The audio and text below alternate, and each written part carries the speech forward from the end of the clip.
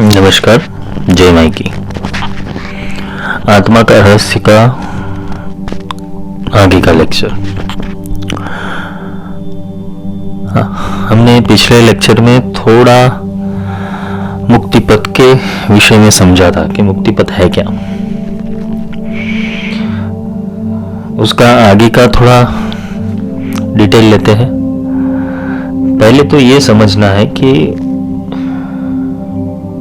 हम जिस शरीर में बैठे हुए वो शरीर का कोई नाम है, कोई रिश्ता है, कोई संस्कार है, कोई गुण है, कोई स्वभाव है। पर इस सब से भी ऊपर क्या है वो जानना बहुत जरूरी है। हमारे मस्तिष्क की चेतनाएं उतना ही ग्रहण कर पाएगी जितना हम उसके बारे में सोचेंगे। कोई पूछता है कि आत्मा का अंत परमात्मा है, तो परमात्मा का अंत कहाँ है? परमात्मा कितना व्याप्त है? और परमात्मा का उत्पत्ति कहाँ से और परमात्मा का लय कहाँ पर है? अगर परमात्मा उत्पन्न होता है तो उसे उत्पन्न किसने किया? परमात्मा ने सब प्रकट किया। हम लोगों ने शास्त्रों में पढ़ा हुआ है, बहुत सारे ऋषि मुनि, जति, तपस्वी, योगी, ये सबने बता दिया कि भाई तुम परम की आत्मा हो, वो परम से तुम पैदा हो गए। पर परम की रचना कैसे हुई या परम को किसने बनाया वो जानना जरूरी है। क्योंकि आत्मा वो परमात्मा का अंश है, तो परमात्मा किसका अंश है? वो भी किसी ना किसी का अंश होगा। क्योंकि जाना है हमें आत्मा के रहस्य के अंदर। तो आत्मा का सबसे बड़ा रहस्य यही है कि आगे क्या है, कहां तक अंत है और कहां प्रारंभ है।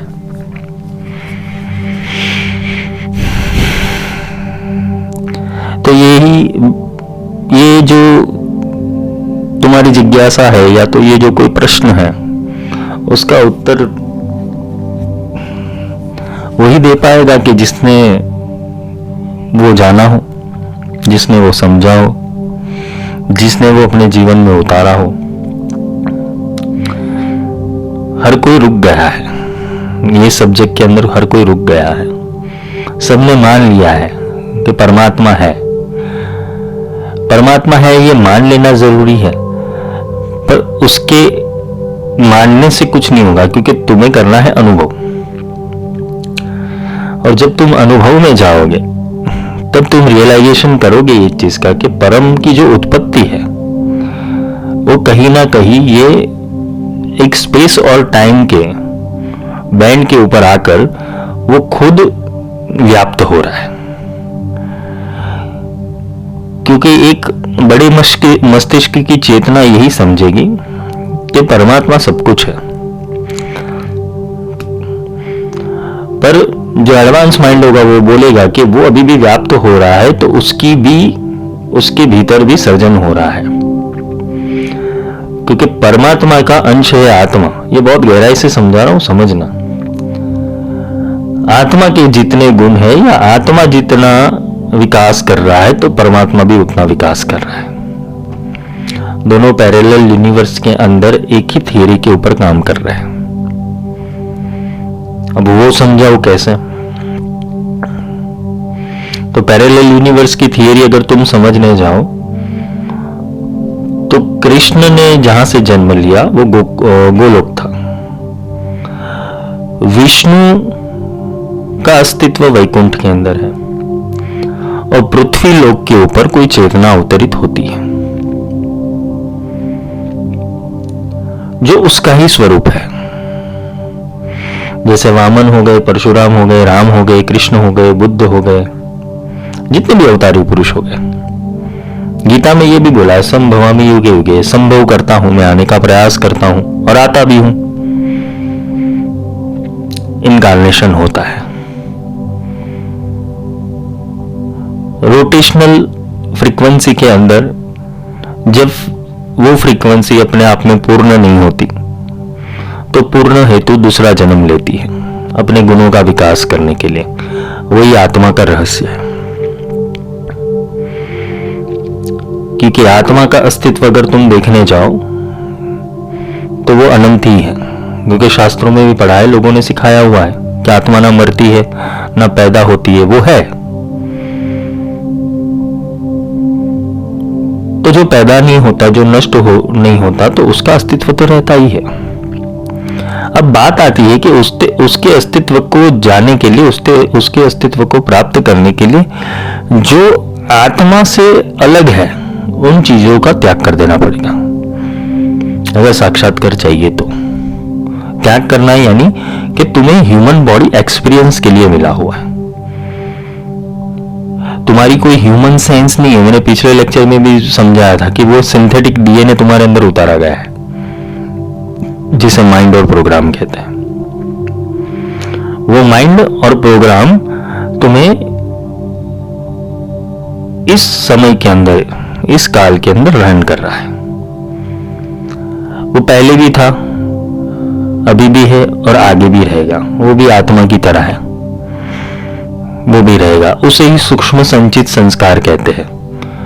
काफी हीलर्स लोग नहीं कहते तुम्हें तुम्हारे कर्म मिटाने पड़ेंगे। तो कर्म किसने किया और भुगत कौन रहा है? भोक्ता अलग है, कर्ता अलग है। कोई नहीं कहते कि भाई कर्मास रिटर्न होते, लेकिन किसके ऊपर रिटर्न हो रहे हैं? अगर हमारा जो भारत का संविधान है वो भी कहता है कि 18 साल की उम्र ना हो तब तक कोई भी कानून इतना स्ट्रिक्टली लागू नहीं होता। हम देख ही रहे, समझ ही रहे कि वो नाबालिग बोला जाता है, उसी समझ नहीं है तो उसके ऊपर कानून नहीं लगाने चाहिए। तो क्या कानून का संविधान 18 साल में ही बनता है? उसके पहले कोई कर्म नहीं लगता। तो ये एक फिलोसॉफी आई ह्यूमन सेंस से कि 18 साल के बाद कानून लगना चाहिए। अच्छा चलो, ये दुनिया तो इतनी क्रूरल है, इतनी बोलते हैं ना कि एटीट्यूड वाली है, इतनी हिंसक है ये सभ्यता। तो वो सभ्यता ने 18 साल के बाद कानून लगाया कोई भी चीजों के लिए। तो क्या परमात्मा इतना क्रूरल हो सकता है कि तुम्हें कर्म फल भुगतना वो बचपन से शुरू करवा देता है? जैसे हम समझे कि कोई एक छोटा सा बालक है, वो रास्ता काट रहा है, रास्ते से पसार हो रहा है, एक बस आ गई, उसको एक्सीडेंट से उड़ा देती है, उसकी मौत हो जाती है। परिवार रो रहा है, परिवार आंसू बहा रहा है। कोई लोग परमात्मा को कोसते हैं कि तू कितना निष्ठुर है, तेरे को दया नहीं आती ये करने के लिए। कोई विधि का विधान समझ रहा है, कोई भाग्य का लेख समझ रहा है।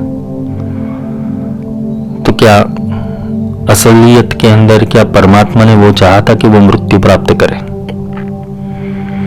तुम्हारे आसपास जो हो रही घटना है उसका ऑब्जर्वेशन करो पहले, और ऑब्जर्वेशन से देखो कि क्या कर्म की थियरी तुम पर जिस तरीके से लागू करा दी गई है इस मैट्रिक्स के रूल्स में, इस जगत के रूल्स में, क्या वो एग्जैक्टली वैसी है? क्योंकि कर्म से डर तो हर किसी को लगता है।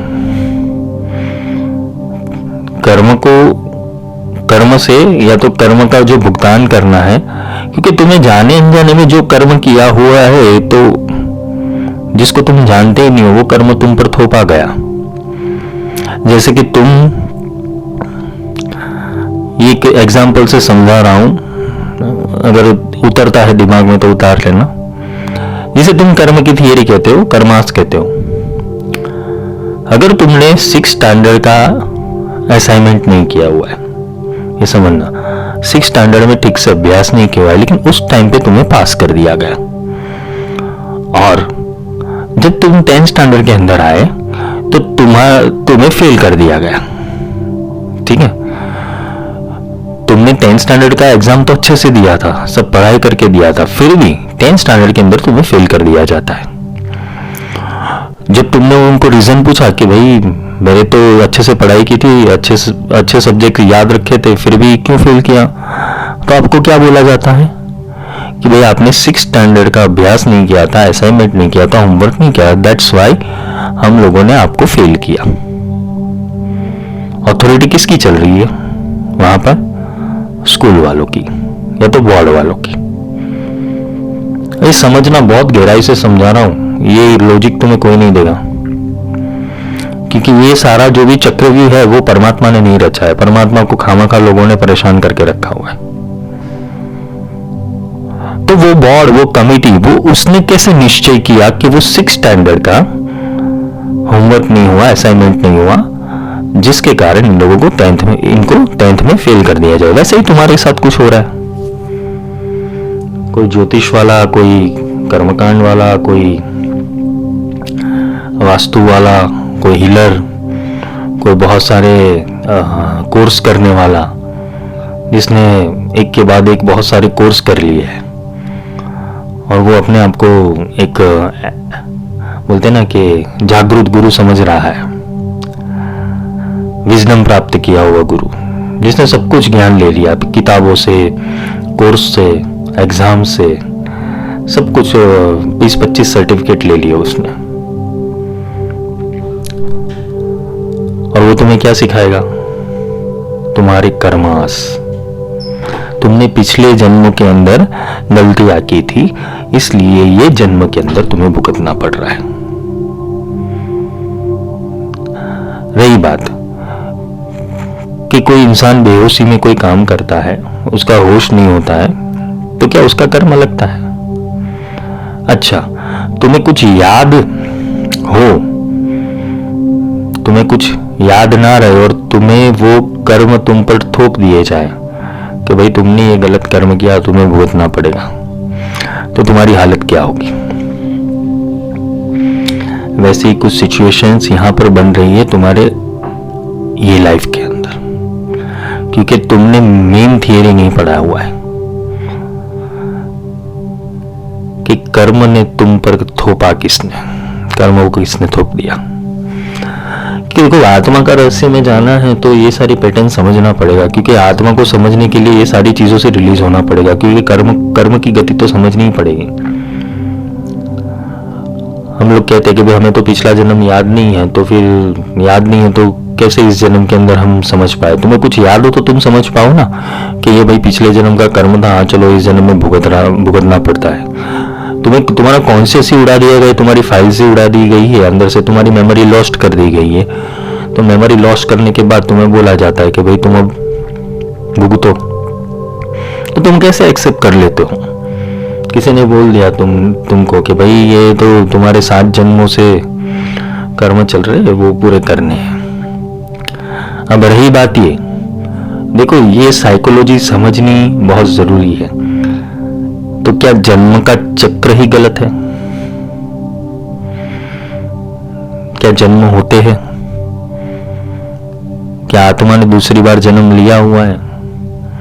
और आत्मा ने दूसरी बार जन्म लिया हुआ है तो वो आत्मा को सब कुछ याद क्यों नहीं है? अब रही बात मूल सिद्धांत की, ब्रह्म सत्य जगत मिथ्या। मैंने लेक्चर की शुरुआत में बोला कि परमात्मा की उत्पत्ति कैसे हुई, परमात्मा को रचने वाला कौन है, और इस जगत का परमात्मा जिसने रचा हुआ है उसने अपनी टेरिटरी के अंदर ऐसे अनुशासन डाले गए हैं जो जीव को बंधन में डालते हैं, जो जीव को फंसने के ऊपर मजबूर कर देता है, जीव को छूटने नहीं देता। वो विद्रोह पैदा नहीं कर सकता सिस्टम के अंदर। क्यों? क्योंकि अगर उसने विद्रोह पैदा कर दिया तो सिस्टम ही ऐसी रची गई कि उसका अंत कर दो। इसे मैट्रिक्स बोला गया है। तो आत्मा के ऊपर ये लेयर्स किसने चढ़ाए? बात सिद्धांत की समझनी चाहिए कि अगर तुम्हारी इजाजत के बिना तुम्हें नरक में डाला जाए, तुम्हारी इजाजत के बिना तुम्हें स्वर्ग में डाला जाए, तुम्हारी इजाजत के बिना तुम्हें कित्ते की योनि में डाल दिया जाता है। इजाजत किसकी ली? अगर आत्मा ही परमात्मा है तो परमात्मा ऐसा अनुशासन करने वाला नहीं हो सकता। ये प्रश्न खड़े नहीं होते। हम लोग क्या कहते हैं कि भी सारा जगत परमात्मा ने रचा हुआ है। अगर जगत परमात्मा ने रचा हुआ है तो सब समान होता, कोई गरीब ना होता, कोई अमीर ना होता, इतने बलात्कार नहीं होते, ना आतंकवाद होता, ना सृष्टि के विरुद्ध के नियम कोई चलता, ना प्रकृति को इतना नष्ट किया जाता। और ये सब होते हुए भी परमात्मा चुप है।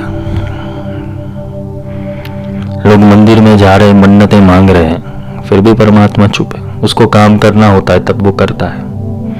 क्या इतना क्रूर है वो? क्या इतना निष्ठुर है? सोचो, क्या कोई तुम्हारी माँ तुम्हें ऐसे बोलेगी कि भाई तू 10 दिन भूखा रहे, ठीक है, तुम 10 दिन भूखा रहो तो मैं तुम्हारा वो भूखा रहना सहन कर लूंगी, फिर जाके मैं तुम्हें जो चाहिए वो दूंगी? क्या तुम्हारी खुद की माँ ऐसी है? तो जगदम्बा कैसे ऐसी हो सकती है? क्या तुम्हारे पिता चाहेंगे कि तुम भाई 10 साल एक खड़े पैर से तुम तपस्या करो, मेरे को प्रसन्न करो, और मुझे प्रसन्न करने के बाद तुम्हें जो चाहिए मैं दिला दूंगा? क्या तुम्हारे पिता ऐसे करेंगे? तो परम पिता कैसे कर सकता है वो?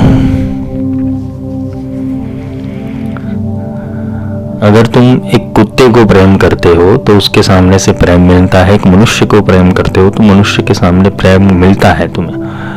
तो परमात्मा को प्रेम करते हो तो परमात्मा का प्रेम किधर नजर आता है?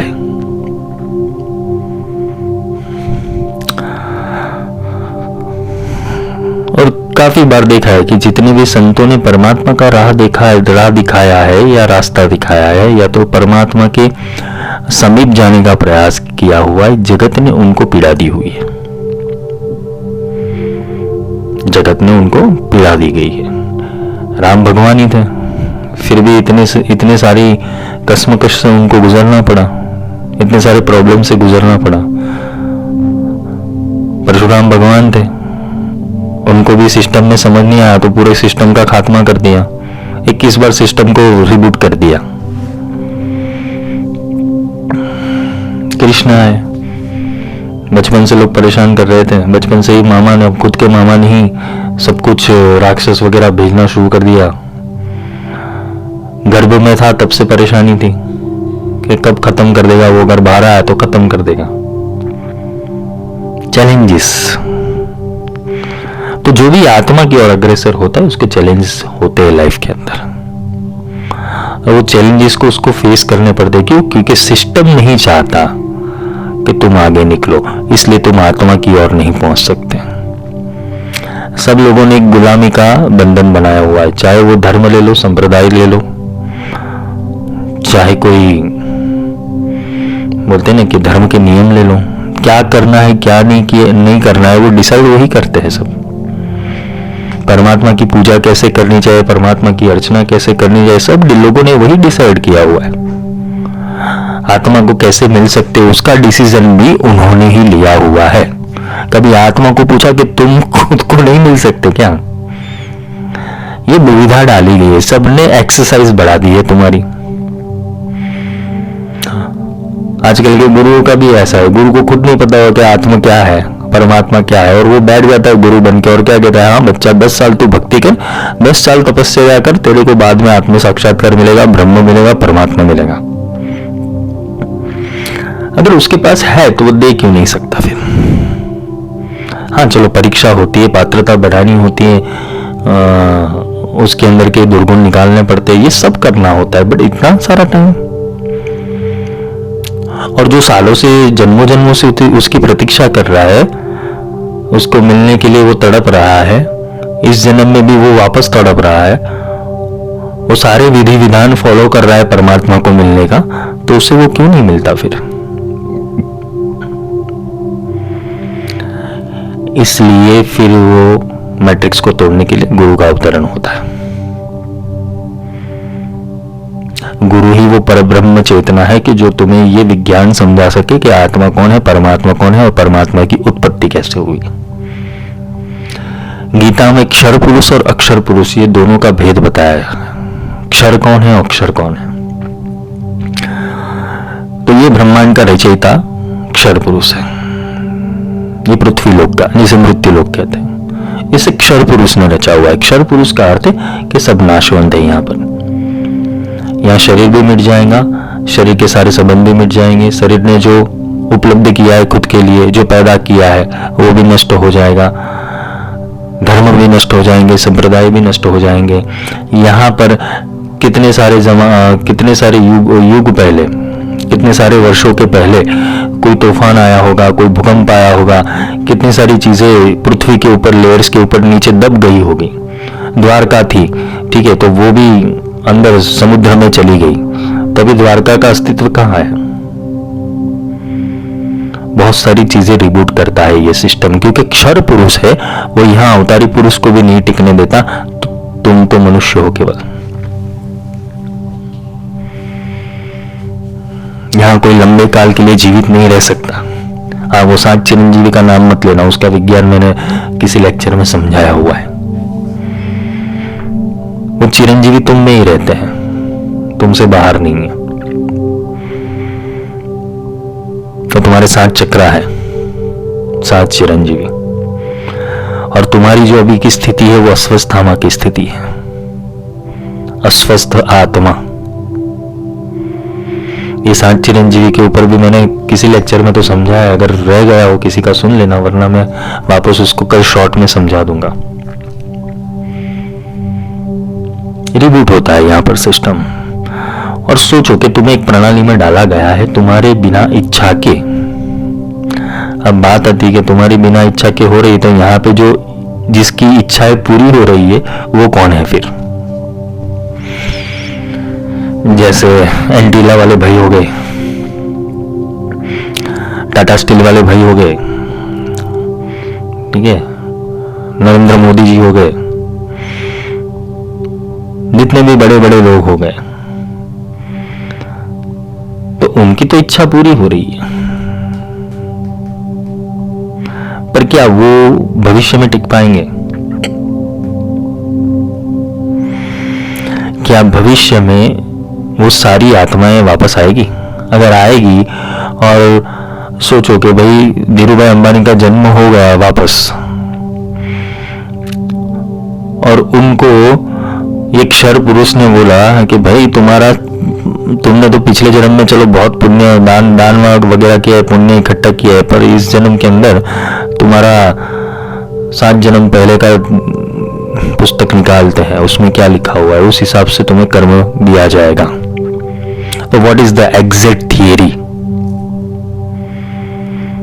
इंसान अपने कर्म से ही महान बनता है, वो तो सबने बोल दिया, बड़े बड़े मोटिवेशनल स्पीकर बोल देते इंसान अपने कर्म से महान बन रहा है। पर ये कर्म की थियरी लागू किसने की? कि कोई इजीली उसको उस टास्क को कंप्लीट कर रहा है, और कोई सालों साल उस टास्क के ऊपर रहा है फिर भी कंप्लीट नहीं हो रहा है। ये सोच किसकी है? कोई बहुत मेहनत कर रहा है, वो दिन का 1500 रुपए कमा सकता है, और कोई बिना कुछ किए हुए करोड़ों की संपत्ति ऐसे ही उसे मिल जाती है। How unfair. अगर परमात्मा ने ये पृथ्वी को पैदा किया हुआ है तो ये अनफेयरनेस नहीं होनी चाहिए, फिर सबको समान दिया जाना चाहिए। अब बात आती है, ये सारा जीव कक्षा का प्रोग्राम है। तुम संघर्ष करना नहीं चाहते किस तरफ, ये सिस्टम को समझने के लिए, क्योंकि सिस्टम ने ऐसे तुम्हें बांध के रखा है, पैसों से, प्रतिष्ठा से, समाज से, अपने एथिक्स से, अपने प्रिंसिपल से, अपने संस्कारों से, अपने शरीर से। स्त्री को लिमिटेशन में बांध दिया, पुरुष को लिमिटेशन में बांध दिया, बच्चों को लिमिटेशन में बांध दिया। ये सारे सिस्टम को एक लिमिटेशन में बांध दिया कि इसको ये करना है, इसको वो करना है, पर किसी ने ये नहीं समझाया कि तुम क्या करने के लिए पैदा हुए हो। जब तुम्हारी दृष्टि यहां पर जाती है कि तुम क्या करने के लिए पैदा हुए होते हो, तब जाके तुम्हारा ये आत्मा के मार्ग के ऊपर काम कार्य शुरू होता है। इवोल्यूशन जितने भी आए, अल्बर्ट आइंस्टाइन आ गया, न्यूटन आ गया, गैलीलियो आ गया, दा विंची आ गया, जितने भी वैज्ञानिकों ने जन्म लिया, उन्होंने एक कोड को पकड़ा था जिसको बोलते कि यूनिवर्सल कोड। वो आत्मा की किसी संज्ञान के ऊपर पहुंच गए थे, आत्मा के किसी तत्व के ऊपर पहुंच गए थे जिससे उन्हें विज्ञान की प्राप्ति होगी। त्वम ज्ञानमयो विज्ञानमयोऽसि। विज्ञान एक्चुअली आया का है, कौन सी टेक्नोलॉजी से विज्ञान का आविष्कार हुआ, उससे भी बोलते हैं ना कि वो थॉट में डाला था किसी ने कि मुझे इसकी प्राप्ति करनी है, तो वो लॉ ऑफ अट्रैक्शन से वो खुल गया। अब बात आती है कि अगर लॉ ऑफ अट्रैक्शन से विज्ञान भी खुल सकता है, सोच से विज्ञान खुल सकता है, तो सोच से परमात्मा क्यों नहीं खुल सकता। रही बात कि तुमने परमात्मा को उस रास्ते से अपनाने की कोशिश की है अभी तक कि जो रास्ता गलत है। अब कैसे गलत है कि क्या हम परमात्मा की भक्ति गलत कर रहे हैं, हम किसी गुरु की भक्ति गलत कर रहे हैं। दिमाग में ऐसी सोच आती है ना, क्या अभी तक हमने गलती किया हुआ है। ऑब्वियसली अभी तक गलती किया हुआ है, क्योंकि वो मिलता है आसानी से और तुम प्राप्त करना चाहते हो हार्डल से।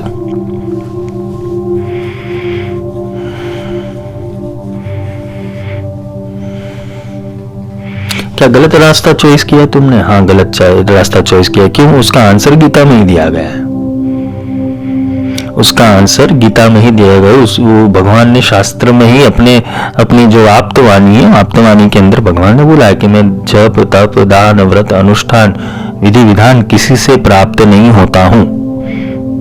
और तुम कर क्या रहे हो? व्रत उपवास ही कर रहे हो, अनुष्ठान ही कर रहे हो, कोई मंत्र जप ही कर रहे हो, कोई टेक्निक ही यूज कर रहे हो, उसे प्राप्ति। उसने बोला मैं इधर से प्राप्ति नहीं होता। इससे कुछ सिद्धियां तुम्हें मिल जाएगी, कुछ ही बोलते ना कि पावर्स मिल जाएगी, पर मैं प्राप्त नहीं होऊंगा। अब रही बात परमात्मा जो आत्मा कहां से, अगेन हम वही टॉपिक के ऊपर आते हैं कि आत्मा को मिलना है परमात्मा के अंदर। तो परमात्मा ने क्या क्लू दिया हुआ है कि जिससे परमात्मा तत्व खुल पाएगा।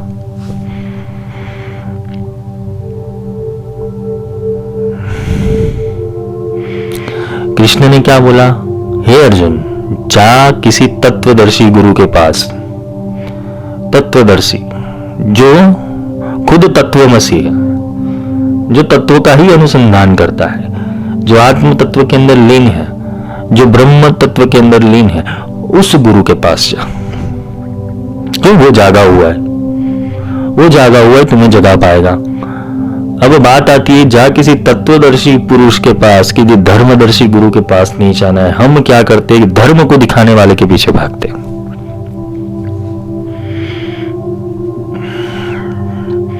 तो क्या ये अधर्म का रास्ता है? नहीं, ये अधर्म का नहीं, ये मूल धर्म का रास्ता है। क्यों? परमात्मा से धर्म बना हुआ, धर्म से परमात्मा नहीं बना हुआ। यानी कि परमात्मा एक अलग सत्ता है, धर्म एक अलग सत्ता है, और धर्म को संचालन करने वाला वो यहाँ का क्षर पुरुष है। वो क्षर पुरुष ने पूरी इस विनाशी सृष्टि की रचना की हुई है, उसने ही काल की रचना की हुई है, और उसके ऊपर खुद अक्षर होकर बैठ गया है। वो भी अविनाशी है, समझ लेना, ये अदर एलिमेंट भी अविनाशी है, पर उसने चीज विनाशी पैदा की है। और वहां से कुछ परमात्मा के अंदर जब सृजन की शक्ति आई थी, यानी कि उसने सृजनात्मक शक्ति की थी, वहां से कुछ आत्माओं का पोर्टल्स, कुछ आत्माओं की चीजें उसने अपने हस्तगत कर ली थी। और उन्होंने जो क्षर पुरुष है, जो भी ट्रैवलिंग हुआ, ये पार्टिकल ट्रैवलिंग हुआ, वो एक किसी काल के प्रेशर के अंदर आकर यहां पर एक विनाशी सृष्टि की रचना कर दी। और वो जो आत्माएं थी, कुछ ही आत्माएं थी, जब वो परमात्मा से कुछ आत्मा अलग हुई तो उनका भिन्न भिन्न पार्टिकल्स होने लगा, जिसे बोलते हैं कि आत्मा की खेती करना। अब वो कैसे? वो समझाओ कि जब कोई बच्चा पैदा होता है, 2 में से 3 हुए, 3 में से 4 हुए, 4 में से 6 हुए, 6 में से 12 हुए, मल्टीप्लिकेशन होता गया आत्माओं का। और एक के अंदर ऐसा सेंसर डाला गया कि भाई तुम संभोग करोगे, संभोग से सृष्टि का सर्जन होना शुरू हो जाएगा। उस संभोग के बीच ये पूरी ह्यूमन टेरिटरी और जो भी 84 लाख योनि है उसके अंदर डाली गई।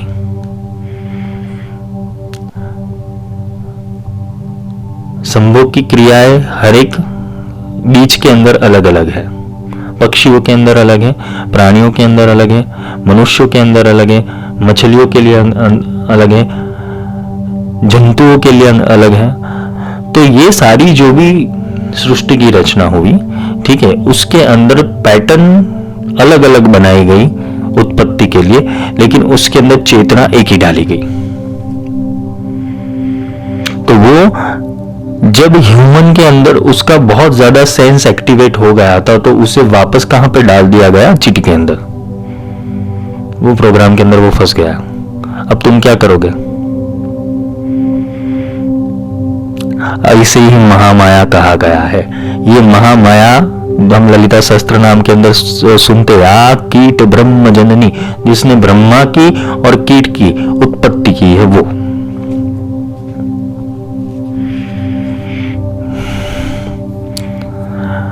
तो क्या ये महामाया हमसे खेलने के लिए पैदा हुई है?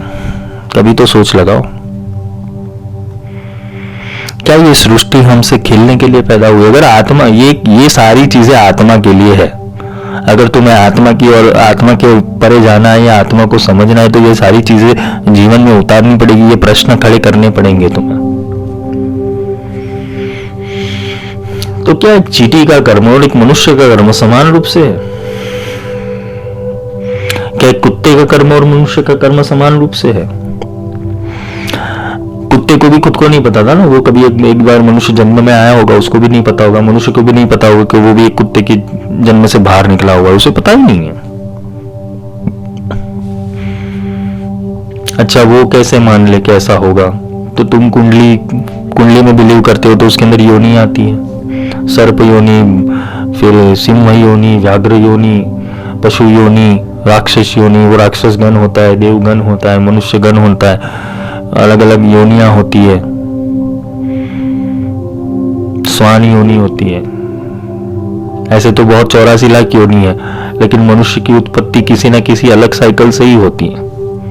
वो कुछ निश्चित योनियां होती है कि वहां वो बोलते ना कि भाई दाव लग जाता है कि भाई अभी इसका मनुष्य जन्म हो जाए, उसके साथ 64 खेला जाता है।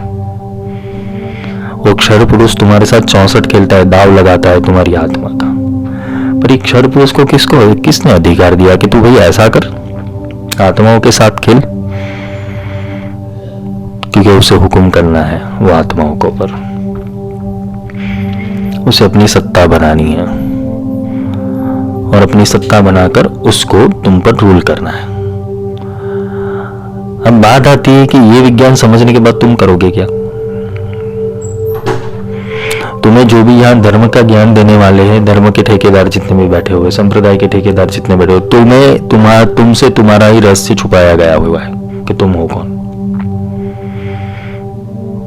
और उन लोगों ने इसलिए छुपाया कि वो भी वहां तक नहीं पहुंचे, उनकी चेतना भी वहां तक डेवलप नहीं, उनको भी किसी ने जगह नहीं, वो भी एक सिस्टम को फॉलो करने के लिए बने थे। बुद्ध आ गए, बुद्ध के बाद उनके फॉलोवर बढ़ गए। कृष्ण ने किसी धर्म की स्थापना नहीं की थी, वो तो सनातनी थे, वो आत्मा को मानने वाले थे। राम भी आत्मा को ही मानने वाले थे। बुद्ध भी आए, वो भी आत्मा को मानने वाले थे। जितनी भी चेतनाएं, बड़ी चेतना आएगी, वो आत्मा को मानने वाले ही थे, पर किसी ने उसको सिस्टम बना दिया।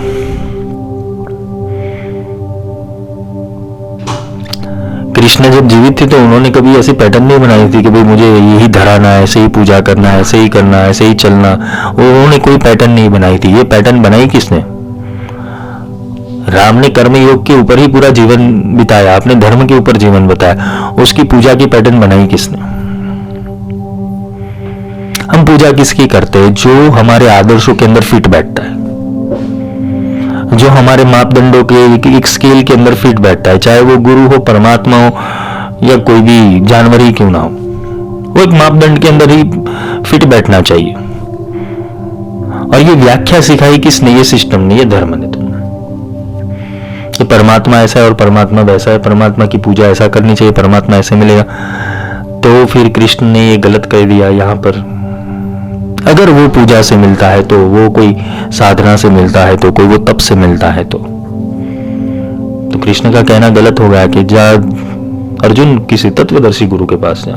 यहां पर सारा कंसंट्रेशन कहां पर आ जाता है वो समझ लेना। ये पूरा सिस्टम समझने हेतु तुम्हें गुरु तत्व के अंदर जाना पड़ेगा। अब गुरु कौन है वो समझाता हूं।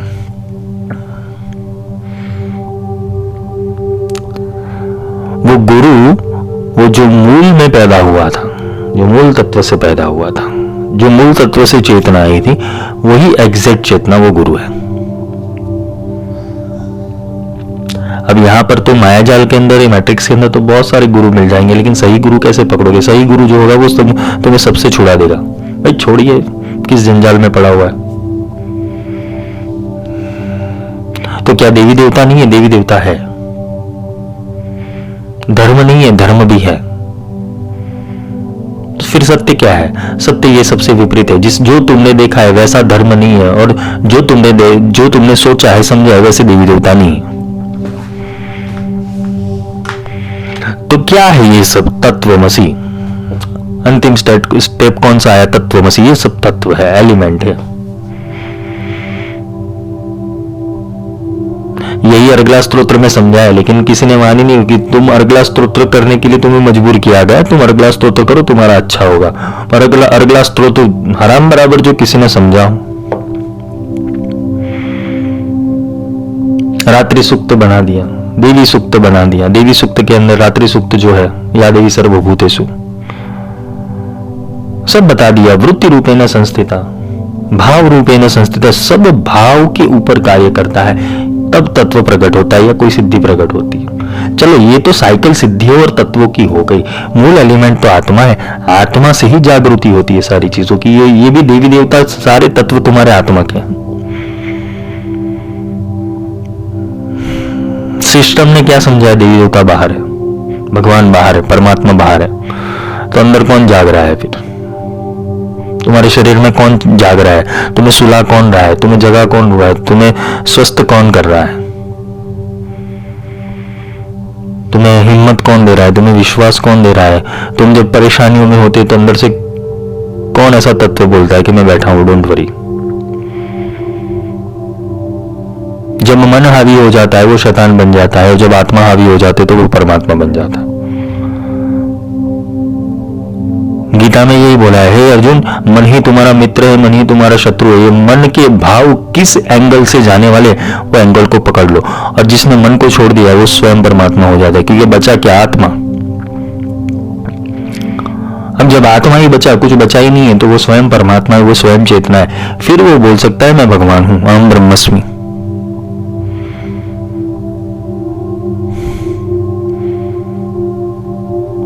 अब बात आती है भगवान कौन है।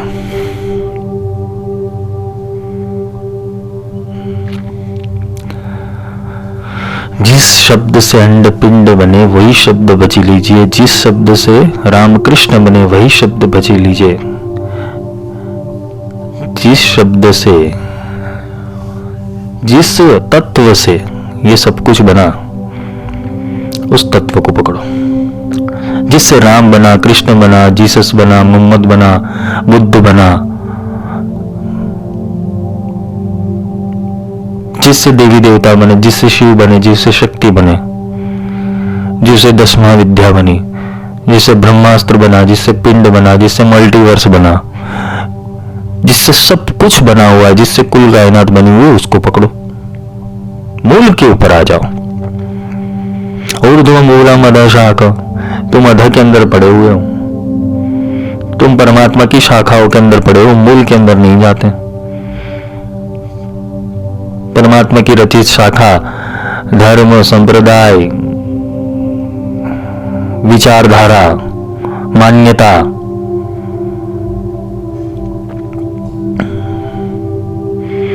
अलग अलग रीति रिवाज, अलग अलग संस्कार, ये तो सब अधः शाखा है, ऊर्ध्व मूलम नहीं है। ऊर्ध्व मूल का है, मूल है। तो मूल तत्व है, तो मूल तक जाने के लिए तुम्हें कोई जगाने वाला नहीं मिला। एको ब्रह्म द्वितीयो नास्ति, सूत्र क्या कहता है? ब्रह्म एक है, दूसरा नहीं है। तो दूसरा जो पैदा हुआ है वो ब्रह्म नहीं हो सकता। फिर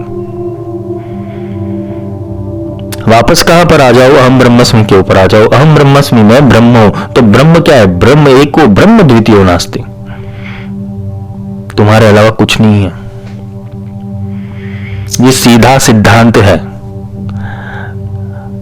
कबीर समाधि में गए, ध्यान लगा था, समाधि में गए, देखना चाहते थे कहां तक क्या है, सब देख लिया, अंड पिंड ब्रह्मांड, उसके पार जहां तक चेतना जानी चाहिए वहां तक देख लिया, अंत तक गए वो।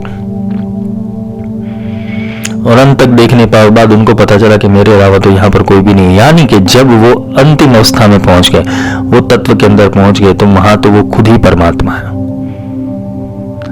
तुम ही कुछ ब्रह्मांड के रचयिता हो, तुम्हें पता नहीं है। रही बात ये विभिन्नता कहाँ है, तुम एक आईने को देख रहे हो, कोई आईना येलो है, कोई आईना रेड है, कोई आईना वायलेट है, तो तुम्हें अलग अलग दिख रहा है सब कुछ। कोई आईना बोलते ना चौड़ा है, कोई आईना फ्लैट है, कोई आईना बोलते ना वो कॉन्वेक्स लेंस है, अलग अलग विचित्र प्रकार के आईने तुम्हारे आजू बाजू है, विभिन्नता है तुम्हारे आजू बाजू है, इसलिए तुम्हें विभिन्न दिख रहा है, नहीं तो सबके अंदर आत्मा तो एक ही है। अम्बैश्वा नरो भूत्वा प्राणिनाम देहमाश्रिता।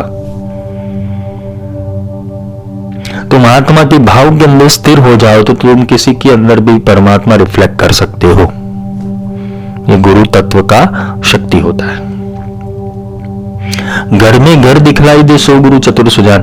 जो घर के अंदर घर दिखलाई दे, यानी कि तुम्हारे शरीर में ही परमात्मा के दर्शन तुम्हें करवा दे, वही गुरु सही होता है।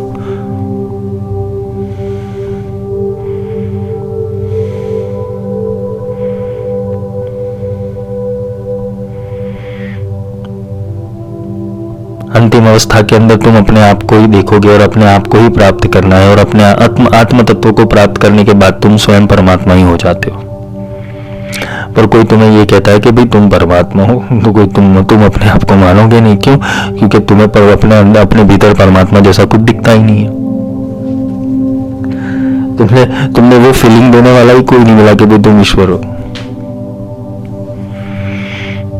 तुम्हें कर्म की थियरी में डाला गया, भैया यू आर द क्रीचर्स, तुम मरने के लिए पैदा हुए हो, तुम भुगतने के लिए पैदा हुए हो, तुम मौसक करने के लिए पैदा हुए, तुम सिस्टम को फॉलो करने के लिए पैदा हुए। तुम्हें सिखाया ही जाता है। अब गुरु होता है ना, वो दूसरा रास्ता निकालता है, शॉर्टकट। वो तुम्हें सिस्टम से बाहर फेंक देता है। पहले तो सिस्टम क्या है वो समझाएगा और बोलेगा सिस्टम से दूर होना है तो क्या होना है, चल निकल यहां से फिर। और गुरु तत्व क्या कहता है कि जो मूल की उत्पत्ति है, जो मूल ब्रह्म है वो पकड़ ले, और वो मूल ब्रह्म देने मैं बैठा हूं।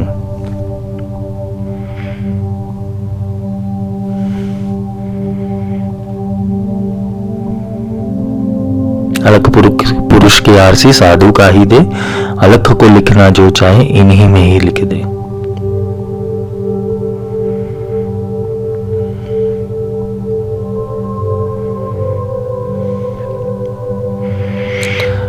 शब्द जो होता है वो सृजनहार की शक्ति है, और सृजनहार की शक्ति सृजनहार ही दे सकता है।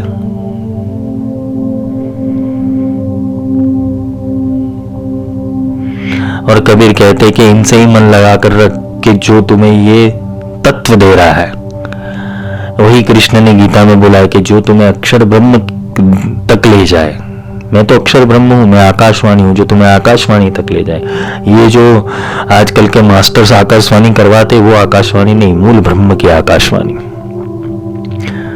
जिसने अपने आत्मा की वाणी को समझ लिया, आत्मा की गति को समझ लिया, और आत्मा वाणी को प्रकट करके अपने आप अपने भीतर परमात्मा को प्रकट कर लिया, तो वो सर्जन की शक्ति रखता है। वो सर्जन की शक्ति तुम्हें भी दे सकता है। बाप तो यही चाहेगा कि बेटा कभी ना कभी मेरी गद्दी पर बैठे, तो मैं रिटायरमेंट जाहिर कर लूं और मैं शांति से वर्ल्ड टूर के ऊपर चला जाऊं, और कोई बेटा हो जो ये सब संभाले। तो परमात्मा ने आत्मा क्यों पैदा की हुई है? परमात्मा बनाने के लिए।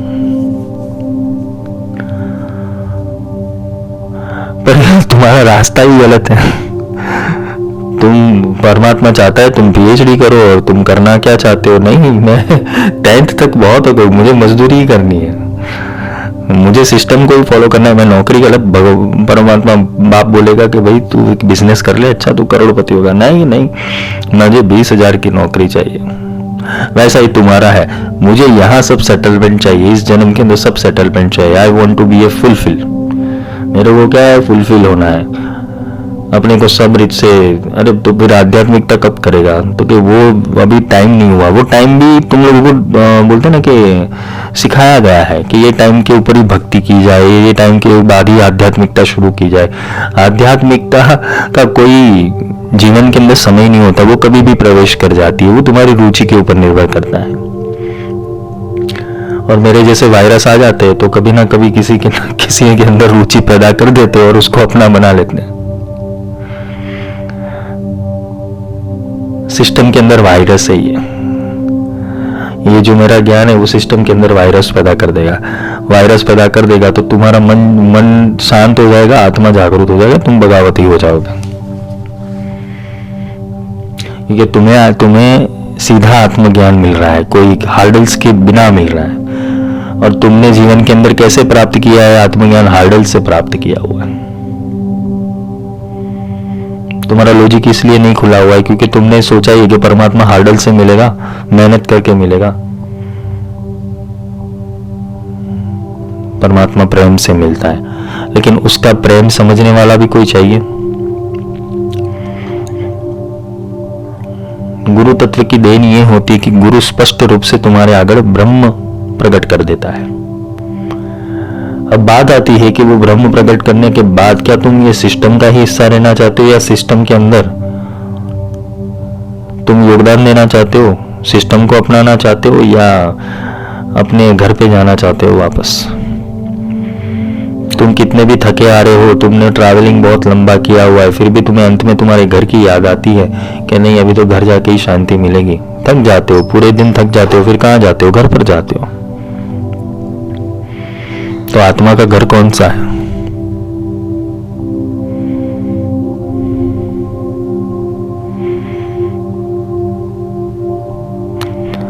आत्मा का घर ढूंढना है तुम्हें। कहां से आए हो वो ढूंढना है, और कहां जाना है वापस वो ढूंढना है। और कौन हो, जब ये कौन हो का प्रश्न मिल जाएगा, ये कौन हो का प्रश्न कहां, कौन हो का उत्तर मिल जाएगा, तो कहां से आए और कहां जाना है वो पता चल जाएगा।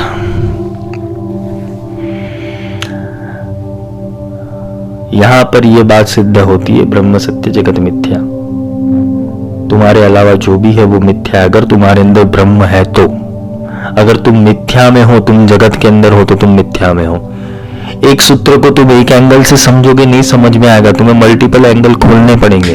हमने मान लिया ब्रह्म सत्य जगत मिथ्या, तो जगत मिथ्या है, तुम कहां पर हो? जगत में हो कि ब्रह्म में हो? बोलने से कुछ नहीं होगा ना।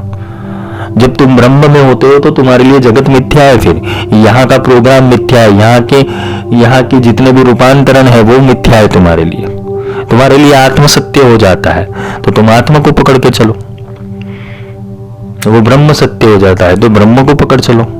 एको ब्रह्म द्वितीयो नास्ति। तुम्हारे अंदर वो ब्रह्म प्रकट हो गया तो दूसरे में भी प्रकट हो सकता है ना, उसके अंदर भी एको ब्रह्म द्वितीयो नास्ति हो सकता है। तो सारे ब्रह्म बन सकते हैं, सारे आत्मा बन सकते हैं। खिलवाड़ हो रहा है ना। किसी ने तुम्हें ये बोल दिया ये 5 साल में मिलेगा, किसी ने बोल दिया 10 साल में मिलेगा, किसी ने बोला कि भाई कृपा रुकी हुई है, तुम्हें साधना कठिन साधना करनी पड़ेगी। रुका हुआ है, सबके लिए सब कुछ रुका हुआ है। वो रुका इसीलिए कि तुम्हें सिखाया ऐसा गया है कि भाई ये ऐसे मिलेगा, ये ऐसे मिलेगा। कोई बोलता है ना मुझे भगवान देखना है, अरे कहाँ दिखेगा, क्या करेगा, ठीक कर तू, तेरे अंदर ही बैठा हुआ है। नहीं फिर भी देखना है, बाहर देखना है। क्यों? क्योंकि वो अभी तक आकार को पकड़ के बैठा हुआ है। उसे ऐसा ही लगता है परमात्मा ऐसे प्रकट हो गया हैलोजन लाइट के साथ, काली ऐसे ही मिलेगी विकराल रूप के अंदर, महादेव ऐसे ही मिलेंगे विकराल रूप के अंदर, रुद्र रूप में ही मिलने चाहिए, सौम्य रूप में मिलने चाहिए। अलग अलग रूप रूपांतरण तुमने बनाए हुए। भगवान तो 16 है, बिल्कुल 16 है। तुम जैसे इजी हो जाओगे ना वो तुम्हारे लिए इजी हो जाएगा। वो फिर रौद्र रूप में भी तुम्हें सौम्य दिखाई देगा। पर तुम्हें उसके लिए बनना कैसे, वो बनना पड़ेगा बस। या तो फिर जो गुरु ज्ञान दे रहे हो उसको जीवन के अंदर उतारना पड़ेगा, अपने दिमाग के अंदर उतारना पड़ेगा, उतार के देखना पड़ेगा कि मैं कहां स्टैंड कर रहा हूं इस सब में। I am the part of the matrix, I am the part of the system, और I am the part of the atma. तुम्हें खुद डिसाइड करना पड़ेगा कि मैं आत्मा का अंश हूं, मैं अविनाशी का अंश हूं, या मैं विनाशी का अंश हूं। तुम कहां स्टैंड कर रहे हो? अगर तुम्हारी बुद्धि जागृत हो गई तो तुम अविनाशी की ओर आ जाओगे। क्यों? क्योंकि तुम्हें तो अपने अंत में घर में ही जाना है, वापस घर में जाना पड़ेगा ना। घर में घर दिखलाई दे, सो गुरु चतुर सुजान। तुम्हारे घर के अंदर ही घर दिखाई देंगे कि भाई तू देख ले चल।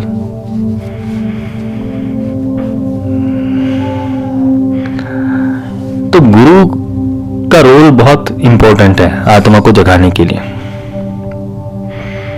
ये सारा न्यूमरोलॉजी, एस्ट्रोलॉजी, वास्तु, ग्रह, नक्षत्र, तारामंडल सब स्तंभित हो जाएंगे। Don't worry. पहले एक बार आत्मा की ओर तो आओ, आत्मा के अंदर डुबकी तो लगाओ। ये सारे विज्ञान तो ये इस अक्षर लोक के है, अक्षर लोक के नहीं है, ना अक्षर से परे है। अक्षर यानी वो दूसरे धर्म वाले भी अक्षर लोक बोलते हैं, अक्षर वो नहीं है।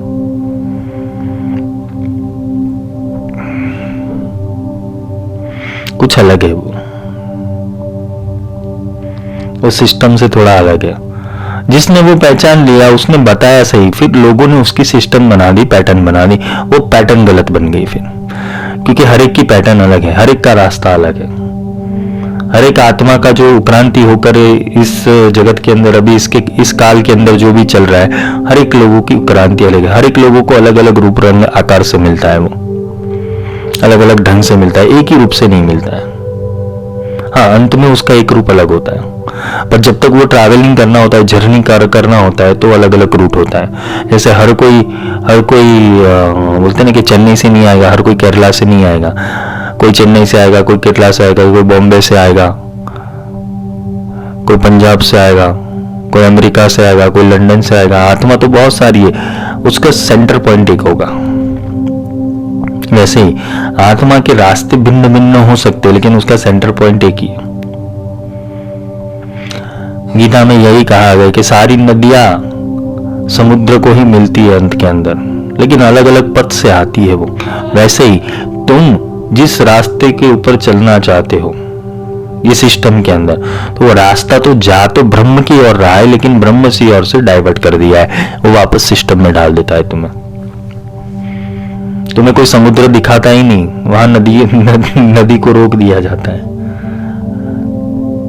और समुद्र दिखाई देने लगता है तो फिर नदी अपने आप वहां दौड़ती है उसको मिलने के लिए। फिर समुद्र तो शांति से गहरी गहरी शांति में वो अपने आप अंदर बैठा ही हुआ है, उछाले मार ही रहा है। नदी को आएगा तो आएगा मिलने, नदी की बोलते ना गति है। रास्ता दिखाई देना चाहिए। पानी रास्ता बनाता है, अग्नि रास्ता बनाता है, पवन रास्ता बनाता है, पंचभूत रास्ते बनाते हैं। तो आत्मा क्या नहीं बना सकता? लेकिन आत्मा को रास्ता दिखाने वाला नहीं मिला, नहीं तो वो अपने आप रास्ता बना देगा। किसी ने आज मेरे एक प्रेमी है, एक शिष्य है, उसने मेरे को पूछा, गुरुजी क्या अंत में सबको छोड़ना है? गुरु प्रेम को भी छोड़ देना है, भगवती प्रेम को भी छोड़ देना है? हाँ, जब तत्व तुम्हारा गुरु हो जाएगा, तत्व भगवती हो जाएगा, तो तुम्हें कुछ पकड़ने की जरूरत ही नहीं है, वो तो तुम्हारे अंदर हो जाएगा। फिर क्या किसको पकड़ोगे? जब तुम्हारे अंदर ही परमात्मा प्रकट हो जाए, तुम्हारे अंदर ही भगवती प्रकट हो जाए, तुम्हें फिर किसको पकड़ने की जरूरत है? तुम्हें तत्वमसी बनना है। गुरु तुम्हें रोक कर नहीं रखेंगे, और जो गुरु रोक कर रखता है वो दमनकारी होता है। ये मेरी सिस्टम है, इसको फॉलो करो, ये मेरी सिस्टम है, ऐसे ही फॉलो करना पड़ेगा, ऐसे ही जप करना पड़ेगा, ऐसे ही। वो सिस्टम के बिना मिलता है, तुम सिस्टम को फॉलो मत करो। गुरु कह देगा कि हाँ कुछ समय तक सिस्टम जरूरी है, फिर जिस दिन तुम्हारे अंदर आत्म जागृति हो गई, गुरु तुम्हें लात मारकर निकाल देंगे। चाहो भाई भागो, दुनिया का कल्याण करो, जो तुमने प्राप्त किया है वो बांटो।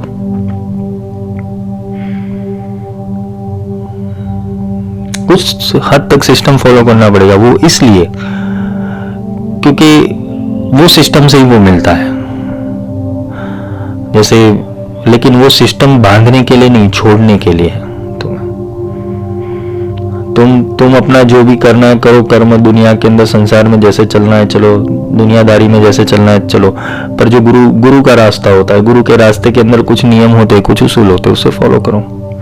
और इतने हार्ड नियम भी नहीं है, इतने इतने घंटे ही ध्यान में बैठना है, इतने घंटे ही तप करना है, इतनी माला करनी, इतने अनुष्ठान करने, कुछ नहीं होता है वहां। सिर्फ एक ही होता है, तुझे प्राप्त करना है पहले तो वो डिसाइड करो। प्राप्त करने के बाद करेगा क्या वो पहले मेरे को बता, फिर मैं तेरे को दूं।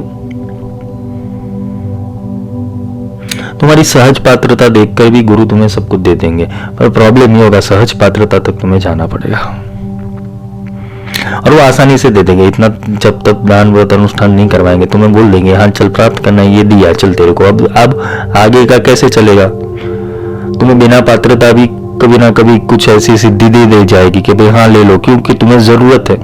तुम बिना सिद्धि अनुभव, बिना अनुभव तुम्हें उसे सत्य नहीं मानोगे, तो तुम्हें पहले अनुभव करवा दिया जाएगा। अब अनुभव के बाद बोला जाएगा भाई अब तो चल। फिर तुम बोलोगे नहीं मुझे तो सिस्टम में खाना पीना, मौज मस्ती करना, सिनेमा हॉल देखना, वर्ल्ड टूर करना, ये सब करना बाकी है गुरुजी। तो जो तत्व दिया है उसका क्या करेगा फिर? वो तो है ना, वो कहाँ जाने वाला है? क्योंकि गुरु ने बोला कि वो तत्व तुम्हें छोड़ेगा नहीं, वो तत्व तुम्हें पकड़ के रखेगा। पर अब तुमने क्या किया? वो तत्व प्राप्त करने के बाद गुरु को क्या बोला? नहीं, सृष्टि में आए, मौज मजा की जाए, आराम किया जाए, मस्ती की जाए थोड़ी, रास्ते के ऊपर बाद में चलेंगे। अरे भाई तू अभी तेरा समय कितना बाकी है तेरे को नहीं पता है, तू चलना तो शुरू कर दे, ध्यान लगाना शुरू कर दे। ये बात होती है कि ये नाम स्मरण, ये जप, ये ध्यान, शब्द बिना है सुरता आंधड़ी, कहाँ कहूँ को जाए, द्वार न पावे शब्द का फिर भटका खाए। सुरता को यानी आत्मा को ध्यान का पता नहीं।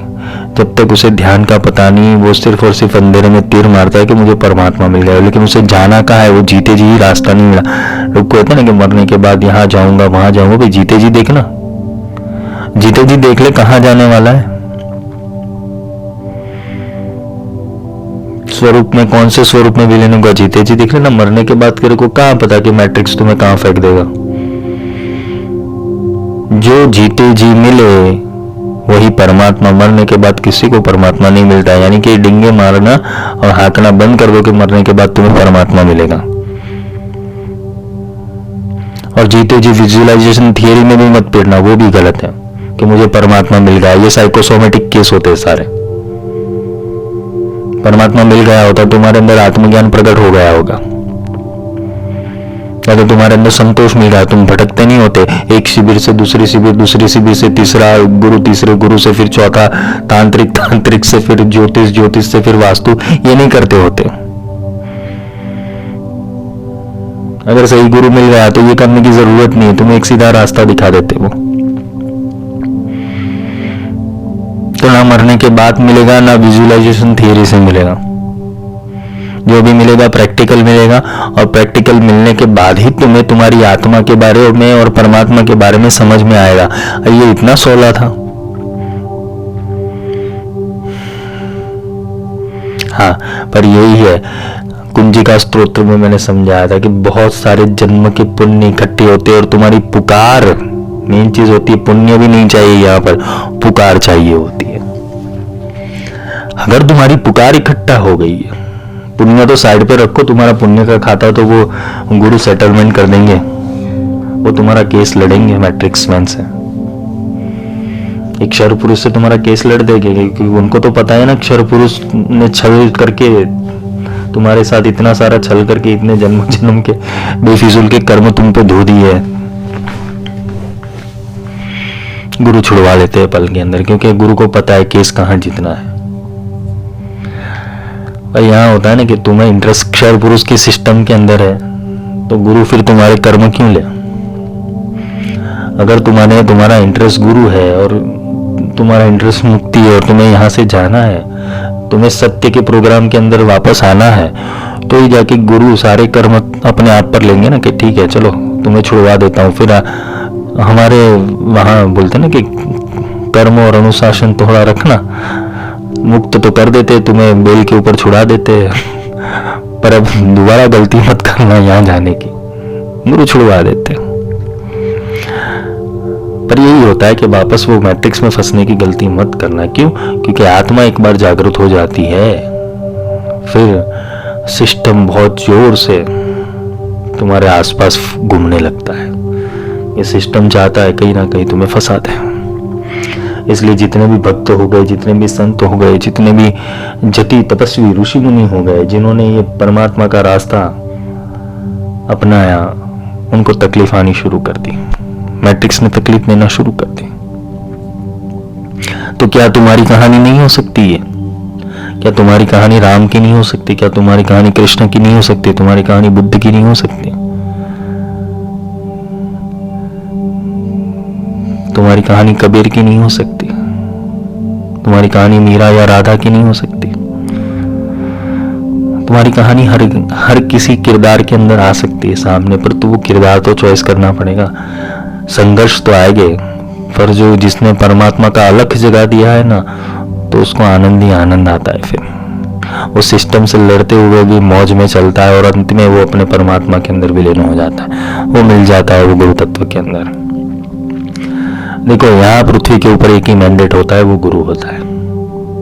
गुरु ही समझाता है, गुरु ही सिखाता है, गुरु ही चलाता है, और गुरु ही तुम्हें वो परमात्मा के अंदर विलीन कर पाएगा। तुम खुद से भी नहीं होगे।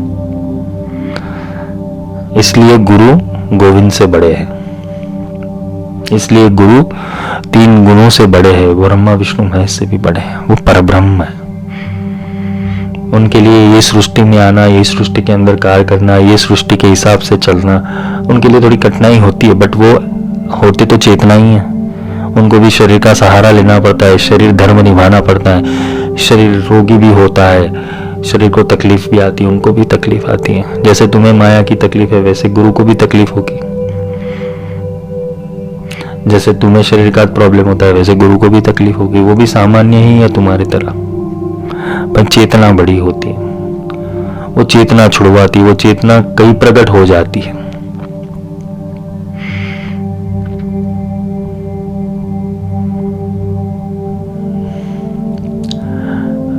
जहां वो प्रकट हो रही है, जागट प्रगट होई। जिस घट के ऊपर वो प्रकट होती है, वो घट अत्यंत पवित्र होता है, वही तीर्थ होता है। जिसके मुख से गंगा निकल रही हो,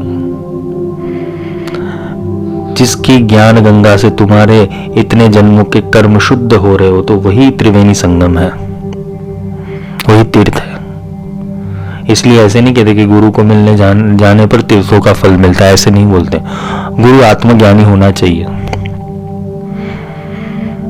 शास्त्र ज्ञानी नहीं, तत्ववेता होना चाहिए। शास्त्रवेता नहीं, धर्मवेता नहीं। तो जिनको मिलना है, जिस आत्मा को मिलना है, अभी ये आत्मा के रहस्य के अंदर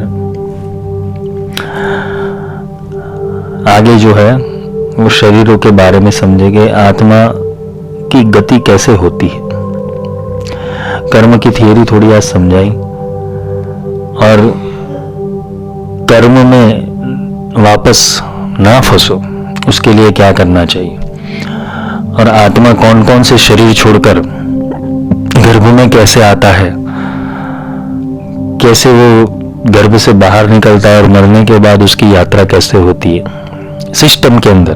मैं सिस्टम की बात कर रहा हूं। सिस्टम में क्या होता है मरने के बाद, और वो गर्भ में आने से पूर्व क्या होता है, वो सारी चीजें समझेंगे। साथ में आत्माओं के प्रकार कितने हैं, कैसे है, आत्माओं की जो आइडेंटिटी है वो कैसे कर पाओगे। क्योंकि देखो, देवता है, राक्षस है, मनुष्य है, परब्रह्म है, आत्मा है और परमात्मा है। सबके अंदर कॉमन एलिमेंट आत्मा है। यक्ष के अंदर भी आत्मा है, गंधर्व के अंदर भी आत्मा है, देवता के अंदर भी आत्मा है। सबके अंदर आत्म तत्व कॉमन है। तो ये सारी चीजें कैसे पहचानेंगे, दैत्य के अंदर भी आत्मा है, ये सारी चीजें कैसे पहचानेंगे। साथ में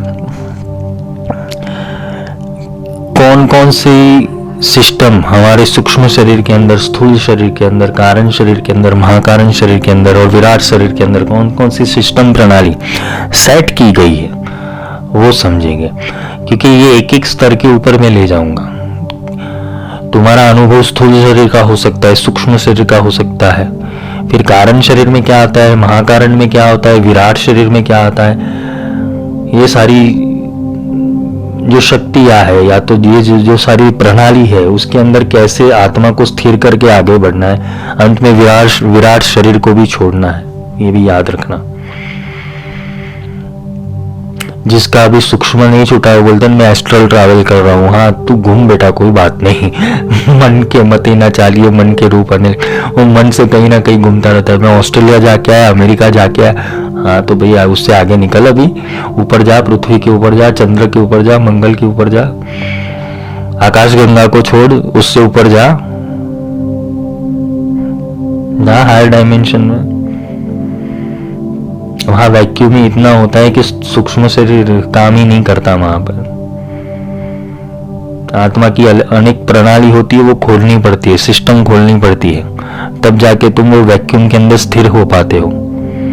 या तो फिर तुम्हारे पास ऐसा साधन होना चाहिए कि वो सारे यूनिवर्स को डिकोड कर पाओ, एक के बाद एक छोड़कर तुम ऊपरी पद के ऊपर जा सको। लेकिन वो डोरी आती है, वो तत्व आता है, वो एलिमेंट आता है, तो वो गुरु में से ही आता है। और जिसकी जितनी प्रज्ञा स्ट्रांग होगी और जिसका जितना अंतर्मन साफ होगा, गुरु उसको उतनी बड़ी छलांग लगा सकते हैं। अब अंतर्मन साफ होने का अर्थ क्या है? क्योंकि सारी पैटर्न्स तुम्हारे अंतर्मन के अंदर पड़ी हुई है। जिसका अंतर्मन साफ है, बहिर्मन तो सबका डिस्टर्ब रहता है, पर जिसका अंतर्मन साफ है, जो अंदर से कपट वाला नहीं है, जो छल वाला नहीं है, मोहे कपट छल छिद्र न भावा। गुरु देखता है कि ये भोली आत्मा है और इसके ऊपर बर्डन ज्यादा है, तो गुरु तुरंत उसे वो अपना लेते हैं और उसे फोर्स से, बहुत गति से ऊपर ले जाते हैं,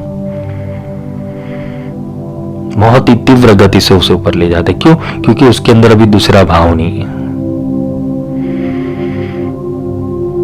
भक्तों की पुकार परमात्मा सुनते हैं। इसका अर्थ ये कि भक्त होता है वो भोला होता है, हमेशा वो छल कपट वाला नहीं होता। और फिर गुरु उसे सिखा देते कि 14 भुवन एक पति होई। तुम ये 14 भुवन की जो बात कर रहे हो उसका पति एक ही है, वो तू है, तू ही राम है, तू ही कृष्ण है, तू ही दुर्गा है, तू ही काली है, तू ही है सब कुछ। पर प्रॉब्लम यह है कि तू जागा नहीं है, और जागने के लिए ज्ञान लेना पड़ेगा। आत्मज्ञान बिना सब नर डूबे, आत्मज्ञान के बिना सब नर डूबेंगे।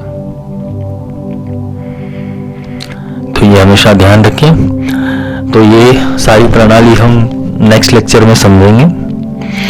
थोड़ा रुकावट के लिए खेद है क्योंकि थोड़ा समय का अभाव मुझे भी चल रहा है। ये बहुत इंटरेस्टिंग सब्जेक्ट है और मैं ये सब्जेक्ट को पूर्ण करूंगा ही, तो कभी ये मत सोचना कि ये सब्जेक्ट पूर्ण नहीं होगा। बाकी के चैप्टर थोड़े अधूरे इसलिए रखे क्योंकि जैसे मैंने बोला था कि खड़गमाला में आगे के स्टेप समझने के लिए ये पूरा आत्मा का सिस्टम समझना भी जरूरी है। और आत्मा का जैसे जैसे सिस्टम होगा तो इसके अंदर में जो परमात्मा तत्व है, नाद ब्रह्म, और परमात्मा के जो 5 तत्व है, 5 एलिमेंट है, जिससे वो परमात्मा तुम्हारे आसपास रहता है, उसको मैं धीरे धीरे रूप से समझाऊंगा, उतरेगा। और रही बात के एक्सपीरियंस करने की, तो एक्सपीरियंस के लिए मोस्ट वेलकम, आओ, समझाता हूँ, सिखाता हूँ। मेरे पास आने के लिए एक ही नियम है, मुझे खुद तुम्हारी गुरु दक्षिणा वगैरह कुछ भी नहीं चाहिए। मैं गुरु दीक्षा का कोई पैसा नहीं लेता हूँ, गुरु दक्षिणा का कोई रुपया पैसा नहीं लेता हूँ। आत्मज्ञान प्राप्त करना हो या तो परमात्मा की संज्ञा प्राप्त करनी हो तो फिर परमात्मा को अपना जीवन समर्पित करना पड़ता है, वो डेडिकेशन देना पड़ता है। फिर तुम सामान्य रूप से नहीं चल सकते, तुम एक देवता हो जाते हो। दीक्षा के बाद तुम्हारा पुनर्जन्म हो जाता है, तो पुनर्जन्म लेने के बाद दूसरी बार भूल मत करना। एक नया जन्म मिलता है, एक नए संस्कार मिलते, तुम्हें मनुष्य और जीव में से ब्रह्म बनाया जाता है, आत्मा बनाया जाता है, परमात्मा बनाया जाता है। तो उस हिसाब से चलना होता है और उस हिसाब से अपना जीवन सफल करना होता है। फिर सिस्टम में वापस घुसना नहीं होता, सिस्टम में रहना ही है, बट फिर सिस्टम के होके नहीं रहना है। समझ में आ रहा है? तो ये हमेशा बात याद रखना। और आगे ये हम प्रणाली और भी समझेंगे, बहुत गहरा विषय है और आनंद का विषय है। तब तक के लिए शुभ रात्रि, जय नायकी।